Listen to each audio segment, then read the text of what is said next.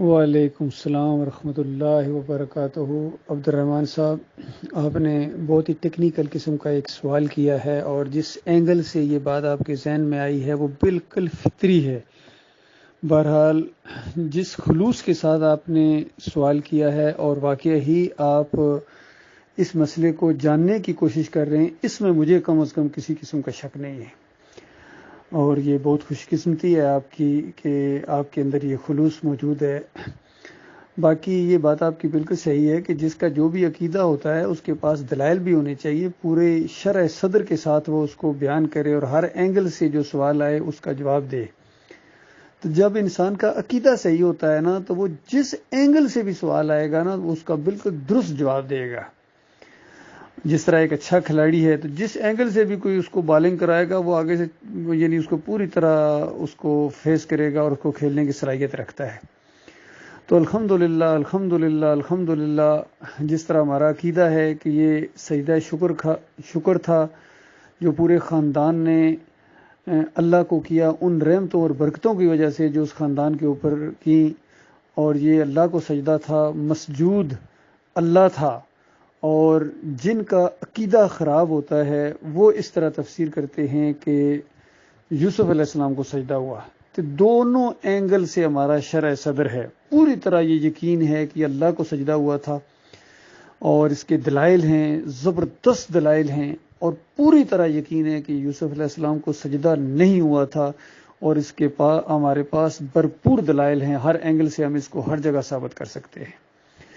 اب میں آپ کو بتاتا ہوں جو آپ کا سوال ہے، اور جس اینگل سے آپ نے سوال کیا ہے وہ ایک فطری سی بات ہے۔ دیکھیے، یہ اللہ کا کلام، یہ معجزہ ہے، اور اس کتاب کے اندر آپ کو جو اس کتاب کا انداز ملے گا وہ بڑا ہی زبردست ہے۔ وہ عام کتابوں کی طرح نہیں ہے، وہ انسانوں کی کتابوں کی طرح نہیں ہے۔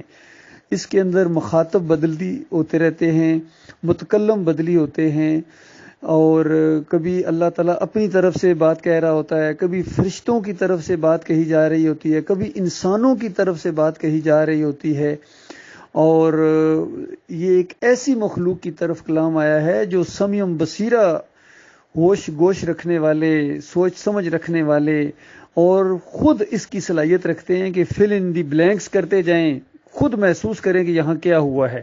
مثال کے طور پر دیکھیے، یوسف علیہ السلام نے اپنے بھائیوں کو کہا جب ان کو وہ غلہ دے رہے تھے کہ اگلے سال جب آؤ، یا جب بھی ابھی نیکسٹ ٹائم آؤ، تو بن یامین کو ضرور لے کے آنا۔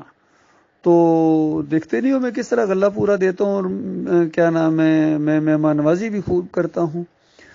تو آپ غور کیجئے، وہاں یہ تو نہیں ہے کہ ہمارا ایک اور بھائی بھی تھا، انہوں نے کون بتا، انہوں نے کس طرح پتہ چلتی، اس سے ایک اندازہ لگایا جاتا پوری طرح کہ بات چیت ہوئی ہے، تو اس سے ان کو پتہ چل گیا۔ اسی طریقے سے جو یعنی سورہ زمر کے اندر وہ آیت آئی ہے، وہ آیت اگر آپ سمجھ جائیں نا، تو یہ والی بات بھی آپ سمجھ جائیں گے، اور وہاں جس طرح لوگوں نے ٹھوکر کھائی ہے وہ بات آپ سمجھ جائیں، تو یہاں بھی جس طرح لوگوں نے ٹھوکر کھائی ہے وہ بات آپ بالکل آسانی کے ساتھ سمجھ جائیں گے۔ وہاں آیت یہ ہے سورہ زمر کے اندر، اللہ تعالیٰ کہتا ہے، اعوذ باللہ من الشیطان الرجیم، بسم اللہ الرحمن الرحیم، قل یا عبادی الذین اسرفوا علی انفسہم لا تقنطوا من رحمت اللہ، کہ قل کہو، آگے ہے یا عبادی، میرے بندو۔ اب دیکھیے یہاں اشرف علی تھانوی نے ٹھوکر کھائی اور کہا کہ دیکھو اللہ تعالیٰ کہہ رہا ہے کل، یعنی نبی علیہ السلام کو کہہ رہا ہے اللہ تعالیٰ کل، اور پھر تم لوگوں کو اپنی طرف سے کہو کہ میرے بندو، جنہوں نے گناہ کر کے اپنی جانوں پر ظلم کیا ہے وہ اللہ کی رحمت سے مایوس نہ ہوں، کیونکہ اللہ تعالیٰ سارے گناہ معاف کرنے کے اوپر قدرت رکھتا ہے۔ یعنی اگر تم سچے دل سے خلوص کے ساتھ توبہ کرو گے تو مالک پچھلے سارے گناہ معاف کر دے گا۔ اور اس آیت کا شأن نزول بھی یہ ہے کہ کچھ بہت ہی زیادہ گناہگار قسم کے آدمی نبی علیہ السلام کے پاس آئے اور کہنے لگے کہ ہمیں آپ کی دعوت سے پوری طرح اتفاق ہے، آپ کی باتیں ہمیں بہت اچھی لگتی ہیں، ہم یعنی مسلمان ہونا چاہتے ہیں، اپنے آپ کے ساتھی بننا چاہتے ہیں، لیکن ہمارا مسئلہ یہ ہے کہ ہم بہت ہی زیادہ گناہگار ہیں، اب ان گناہوں کا کیا بنے گا۔ تو اس کے جواب میں دیکھیے مالک نے کتنی رحمت اور شفقت کے ساتھ ان کو مخاطب کیا اور کتنی خوشخبری سنائی ان کو۔ تو اس آیت سے نکالا اشرف علی تھانوی نے حکیم الامت نے کہ اللہ کے بندوں کو نبی کا بندہ کہا جا سکتا ہے، اور ان کے استاد نے بھی اسی طریقے سے یہ عقیدہ بنایا۔ اور ایک موقع کے اوپر جب ان کی گفتگو ہوئی تو اشرف علی تھانوی کہنے لگے کہ استاد، اس آیت میں کرینہ بھی یہی ہے کہ ہم واقعی نبی علیہ السلام کے بندے ہیں۔ اس نے کہا وہ کیسے؟ اس نے کہا غور کرو اس آیت کے اوپر کہ اگر اللہ تعالیٰ اپنی طرف سے کہہ رہا ہوتا یعنی کہ میرے بندو، تو آخر میں یہ ہونا چاہیے لا تقنطوا من رحمتی، کیونکہ اللہ تعالیٰ اپنی طرف سے کہہ رہا ہے کہ تو پھر اللہ تعالیٰ یوں کہتا کہ میری رحمت سے مایوس نہ ہو۔ تو اپنی طرف سے اگر کہہ رہا ہے تو پھر نبی علیہ السلام کو کیوں کہا جا رہا ہے کہ تم اللہ کی رحمت سے مایوس نہ ہو؟ آپ غور کریں اس بات کے اوپر، یہ بالکل آپ کے سوال کا جواب ہے۔ پہلے اس آیت کو اچھی طرح سمجھ لیں، یہ والا مسئلہ آپ بالکل سمجھ جائیں گے۔ تو جیسی یہ بات اشرف علی تھانوی کہتے ہیں میرے استاد نے سنی، میرے پیر نے سنی، تو اٹھ کے جھومنا شروع کر دیا اور کہا واہ، اب بات آئی نا، اب تو بالکل سٹیمپ لگ گئی تھے کہ اللہ کے بندوں کو نبی کا بندہ کہا جا سکتا ہے۔ اور اس آیت کے اندر اللہ تعالیٰ نے خود گویا نبی علیہ السلام کو کہا ہے کہ ان سارے انسانوں کو کہو کہ تم میرے بندے ہو، یعنی نبی کے بندے ہیں۔ تو غور کریں میرے پیارے بھائی، اللہ تعالیٰ نے وہ ضمیر اسی طریقے سے رکھی ہے، وہاں ٹیسٹنگ پوائنٹ ہوا ہے انسانوں کا، مسلمانوں کا، کہ تم اللہ کے بندے ہو یا کسی اور کے بندے بننا چاہتے ہو۔ اور جن کے دلوں کے اندر نبی کا بندہ بننے کا شوق ہے تو ان کو اس آیت سے موقع مل جاتا ہے، حالانکہ وہ زیادہ ٹیکنیکل آیت ہے، اس سے جو ٹھوکر کھائی ہے انہوں نے وہ بھی گمراہ ہوئے ہیں۔ تو اس سے زیادہ جو آسان آیت تھی اس سے ٹھوکر کھائی ہے محمد حنیف نے اور سعید احمد نے یہاں، کہ یہاں اچھا اس آیت میں ہم یہ کہیں گے کہ دیکھو پورے قرآن میں اللہ تعالیٰ کہتا ہے کہ تم میرے بندے ہو، میرے بندے ہو، وہاں اس آیت کے اندر اللہ تعالیٰ کیسے کہہ سکتا ہے کہ تم نبی کے بندے ہو؟ ہو ہی نہیں سکتا، نہ نبی کہہ سکتے ہیں نہ اللہ کہہ سکتا ہے یہ چیز۔ ہاں نبی بھی کہیں گے ہم سب اللہ کے بندے ہیں، اور اللہ تعالیٰ بھی ہمیں کہے گا تم سب میرے بندے ہو۔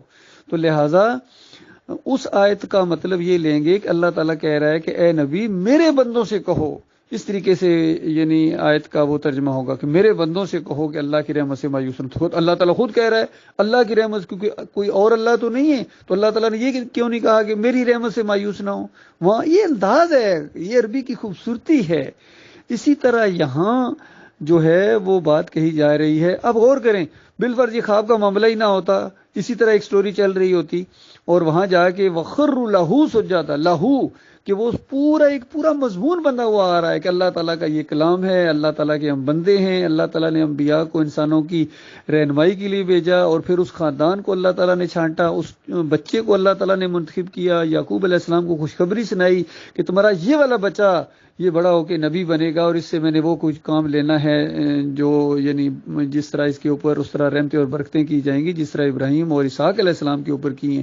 پورا منصوبہ اللہ تعالیٰ نے موٹا موٹا بتا دیا، لیکن ڈیٹیل نہیں بتایا ہے، اور ڈیٹیل اللہ تعالیٰ نہیں بتاتا ہے۔ جس طرح نبی علیہ السلام کو بتایا گیا کہ آپ فاتح کی حیثیت سے واپس آئیں گے، اس سے پہلے کہا گیا کہ اب آپ اس علاقے کو چھوڑیں گے۔ نبی علیہ السلام نے خواب میں بھی دیکھا کوئی کھجوروں والا علاقہ ہے، وہاں ہجرت کر کے جا رہے ہیں، تو نبی علیہ السلام کہتے ہیں ایک اور علاقے کا نام لیا کہ میرا خیال تھا وہاں ہم ہجرت کر کے جائیں گے، لیکن وہ مدینے والا مسئلہ تھا، مدینے ہجرت ہو گئی، وہاں بھی کھجوریں موجود تھیں۔ تو یہ ڈیٹیل نہیں اللہ تعالیٰ بتاتا، پورا معاملہ اوورآل چیز بتاتا ہے کہ تمہیں فتح ہوگی، تم کامیاب ہوں گے، اور یہ جو آج مشرکین مکہ تمہاری مخالفت کر رہے ہیں، تمہارے بھائی ہیں، مخالفت کر رہے ہیں، لیکن یہ اسی طرح مخالفت کر رہے ہیں، راستہ روک رہے ہیں جس طرح یوسف علیہ السلام کے بھائیوں نے کیا تھا، اور جس طرح یوسف علیہ السلام کو اللہ تعالیٰ نے کامیابی دی تھی، اور ایک وقت آیا تھا کہ سارے 10 بستہ کھڑے ہو گئے تھے اور شرمندہ بھی ہوئے تھے۔ اسی طرح یہ مشرکین مکہ ہیں، یہ آپ کے بھائی ہیں، یہ سارے کے سارے ایک وقت آئے گا کہ یہ بالکل آپ کی جو عزت ہے اس کو تسلیم کر لیں گے، اور آپ کی جو بڑائی ہے اس کو بھی تسلیم کر لیں گے، اور یہ بالکل بے بس ہو کے آپ کے سامنے کھڑے ہوں گے، اسی طرح جس طرح یوسف علیہ السلام کے بھائی کھڑے تھے۔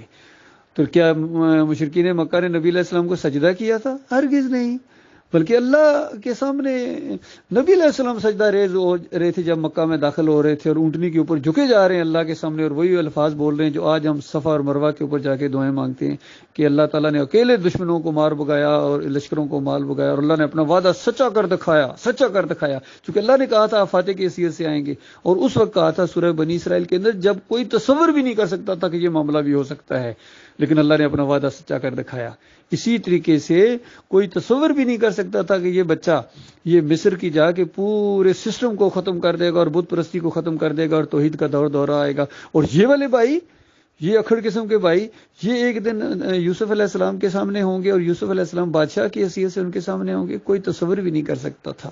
اور جب یہ کیا تو یوسف علیہ السلام اسی شکر گزاری کے تحت کہ مالک یہ سب کچھ تو نے کیا ہے، سب کچھ تو نے کیا، اور ابراہیم یعقوب علیہ السلام بھی کہ مالک سب کچھ تو نے کیا ہے، اور آپ نے یعنی اللہ میرے مالک آپ نے اپنا وعدہ سچا کر دکھایا، وہ جو خواب دکھایا تھا، اور بالکل وہ پوری طرح پائے تکمیل تک پہنچ گیا. غیر محسوس طریقوں سے اللہ تعالیٰ نے اپنا منصوبہ پائے تکمیل تک پہنچا دیا. جیسا یوسف علیہ السلام نے خواب سنایا تھا ان کو تو معلوم ہی نہیں تھا کیا ہے. یعقوب علیہ السلام کو پورا معاملہ پتہ چل گیا، اور اللہ تعالیٰ نے جس طرح ان کو بتایا، کیونکہ اس میں وحی کے مطابق اللہ تعالیٰ نے ان کو بتایا کہ یہ تیرا بیٹا نبی بنے گا.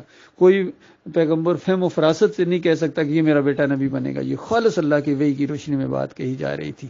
اور یعقوب علیہ السلام تصور بھی نہیں کر سکتے تھے کہ اس خواب کا یہ مطلب ہے کہ ہم ایک دن تجھے سجدہ کریں گے. سوال ہی پیدا نہیں ہوتا ہے، انبیاء نہیں کرتے ہیں ایسے. اس کا یہ مطلب تھا اللہ تعالیٰ تجھے عزت دے گا اس پورے خاندان کے اندر، اور اس طرح کرے گا، اس طرح کرے گا، اس طرح کرے گا. اور جب سب کچھ ہوا، اسی لیے امام بخاری رحمۃ اللہ علیہ جو خوابوں کی تعبیر کا باب باندھا ہے، غور کریں، انہوں نے خوابوں کی تعبیر کا باب باندھا ہے، اور تعبیر میں 6 نمبر آیت لائے ہیں جو یعقوب علیہ السلام نے بیان کی ہے، اور پھر وہ 100 نمبر آیت آدھی لائے ہیں. غور کریں اس اللہ کے بندے کے اوپر کتنا سمجھدار آدمی تھے وہ، کتنے فہم و فراست والے تھے، کتنے فقیہ تھے. آدھی آیت لائے ہیں، پوری نہیں لائے ہیں، اور آگے 101 نمبر آیت لائے ہیں. سجدے کا انہوں نے ذکر ہی نہیں کیا. یہ کہتے ہیں یہ سجدہ خواب کی تعبیر تھا. وہ خوابوں کی تعبیر کا باب مانتے ہیں اور سجدے کو لائے ہی نہیں ہے. امام بخاری رحمۃ اللہ علیہ اتنے سمجھدار آدمی تھے، کیونکہ وہ سمجھتے تھے کہ آگے جا کے لوگ اس طریقے سے کہیں اس طرح کا نہ معاملہ کر دیں. تو اس کے بعد سجدہ کیا سارے خاندان نے، اور پھر یوسف علیہ السلام اللہ کی تعریفیں کرتے ہوئے بیان کر رہے ہیں، یعنی اس انداز سے یعقوب علیہ السلام کو کہ یہ جو کچھ آپ دیکھ رہے ہیں، جو کچھ ہوا ہے، آپ کو وہاں سے یہاں لایا گیا، مجھے یہاں یہ پورا منصوبہ ہوا ہے، مجھے اللہ نے نبی بنایا، بادشاہ بنایا، یہ سب کچھ جو دیکھ رہے ہیں آپ، اتنا بڑا تخت اور اتنی بڑی حکومت، یہ سب کچھ دیکھ رہے ہیں، یہ میرے مالک کا احسان ہے، اور میرے مالک نے اپنا وعدہ سچا کر دکھایا. اور ابا جان یہ تو بچپن میں جو میں نے خواب دیکھا تھا اور جو یعنی آپ نے تعبیر بتائی، یہ سب کچھ وہی تو ہے. اس انداز سے باپ بیٹے نے اس کو لیا ہے. اور جس کا دماغ خراب ہوتا ہے، جس کے دماغ کے اندر خناس ہوتا ہے، وہ اسی ضمیر سے ادھر لے جاتا ہے. کیونکہ یہ ٹیسٹنگ پوائنٹ اللہ نے رکھا ہے. اگر اللہ یہ نہ رکھتا تو یہ کیسے لے کے جاتے بتائیے؟ اگر وہاں اللہ تعالیٰ اپنا نام لے لیتا تو آزمائش ہونی ہی نہیں تھی. بتائیے پھر کہ تو ہو ہی نہیں سکتی تھی آزمائش. یہ اللہ نے آزمائش کی ہے آپ کی، چھوڑ کے لہو چھوڑ دیا. اب دیکھو جس کے دماغ کے اندر شرک ہے، جو نبی کا بندہ بننا چاہتا ہے، نبی کو سجدے کرنا چاہتا ہے، اس کے لیے گنجائش موجود ہے. اور جس طرح وہاں اشرف علی تھانوی نے اس کو وہاں سے اللہ کے بندوں کو نبی کا بندہ بنا دیا، اسی طرح یہاں ان لوگوں نے اللہ کے سجدے کو نبی کا سجدہ بنا دیا. یہ ہوا ہے ٹوٹل معاملہ. اور جگہ قرآن بھرا ہوا ہے ان چیزوں سے. لہو دعوت الحق، لہو اس کی پکار حق ہے. کیا اللہ تعالیٰ کسی اور کی کہہ رہا ہے؟ اللہ تعالیٰ یہ کیوں نہیں کہا کہ میری پکار حق ہے؟ لہو ما فی السماوات والارض، لہو اس کی ہے. کس کی؟ کسی اور کی نہ. یہ بندوں کی طرف سے ایک کلام ہے جو بندوں کے منہ سے نکل رہا ہے کہ لہو اس کی ہے. اسی طرح سورہ فاتحہ کے اوپر غور کرے. سورہ فاتحہ کہ ایاکا نعبدو، اللہ تعالیٰ کسی اور کو کہہ رہا ہے؟ نہیں، ہماری زبان میں یہ کلام نازل ہوا ہے، ہماری زبان میں. یعنی ہمیں طریقہ بتایا ہے کہ اس طرح مجھے کہو کہ اللہ ہم تیری عبادت کرتے ہیں، تجھ سے مدد مانگتے ہیں. کیا اللہ کسی اور کو کہہ رہا ہے؟ نہیں، ایسی بات نہیں ہے. اسی طرح هو الذی یصلی علیکم، جس طرح جس سے کتنے لوگ گمراہ ہو گئے، یہ بریلوی دیوبندی اہل حدیث. حالانکہ وہاں جو یہ درود جسے ہم کرتے ہیں، اللہ کا درود پڑھنا یا وہ کرنا اس کو قبول کرنا ہے، اور ہمارا درود پڑھنا نبی علیہ السلام کے لیے دعائیں کرنا، فرشتوں کا درود پڑھنا نبی علیہ السلام کے لیے دعائیں کرنا، اور اللہ کا درود ان کو دعاؤں کو قبول کرنا. یہ معاملہ ہے، سادہ سا معاملہ ہے. مجھے امید ہے یہ بات آپ کو سمجھ آ گئی ہوگی. اور بالفرض نہیں سمجھ آئی ہے، کسی اور اینگل سے کوئی سوال اٹھتا ہے ضرور کریں. آپ کے خلوص میں مجھے کم از کم کوئی شک نہیں ہے، اور انشاءاللہ جس خلوص کے ساتھ آپ نے سوال کیا اسی خلوص کے ساتھ میں آپ کو جواب دوں گا انشاءاللہ.